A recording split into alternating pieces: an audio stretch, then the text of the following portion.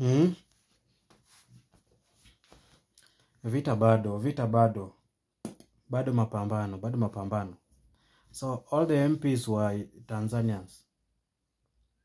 Niliona venye mliongea yesterday. Mliongea vizuri, vishukuru. So according to me, venye naweza sema.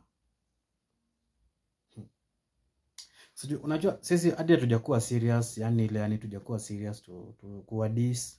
Ile tu yani we are still joking. Naona venye hii kitu mmeichemsha hadi mkafikisha hadi kwa parliament.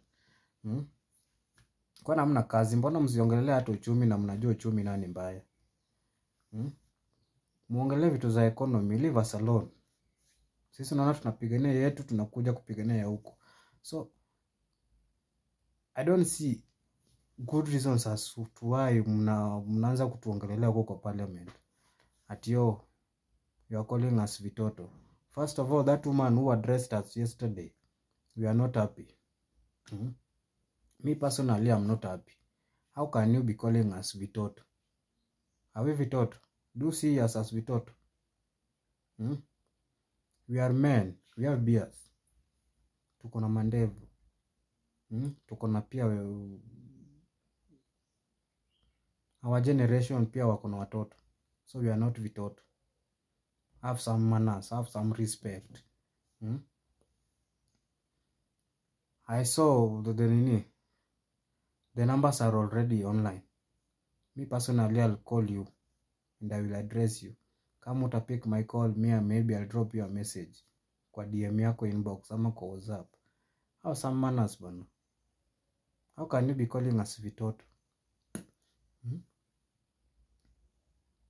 Mko na vierere hapo hata na tujachangamka. First of all, mimi sikuona kama uko na nyash. How can you be addressing us and you don't have nyash? Tafuta nyash. Ukianza kutuongelesha vibaya hivyo utakonda. Na tujakupea pressure. Tujakupea pressure na utakonda. Wewe unakasirika si wewe ndo suluhu. And that man, I don't know his name. Ulinibo sana. I'm not happy. Me personally, I'm not happy. Ilifanyika vizuri ati. Saizi moods ni kama imetulia. Saizi tunajitayarisha tutunie Jamhuri Day. Saizi hatutaki story mingi. Ingekuwa tu ati ni ile free.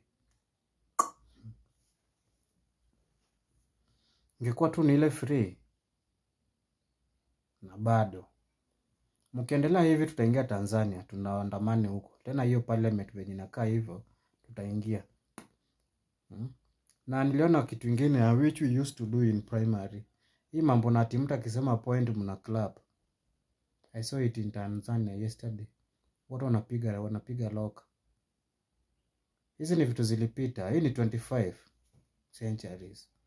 Tulihama huko kitambo. Mbona mnatudrag nyuma? Tukiongea you are complaining ati tumelelewa vibaya. Ati you are Gen Z so sijui like father like son. Sasa wame inherited the characters. The characters that maybe your Gen Zs are portraying si poa. Na mkumbuke hii ni generation ya leo. So kama umechusiwa, umechaguliwa, ukuje tu address vibaya hapo, ama ukose kufanya kazi ati wewe hamtaji anything from Kenyans. Munitokea hapa.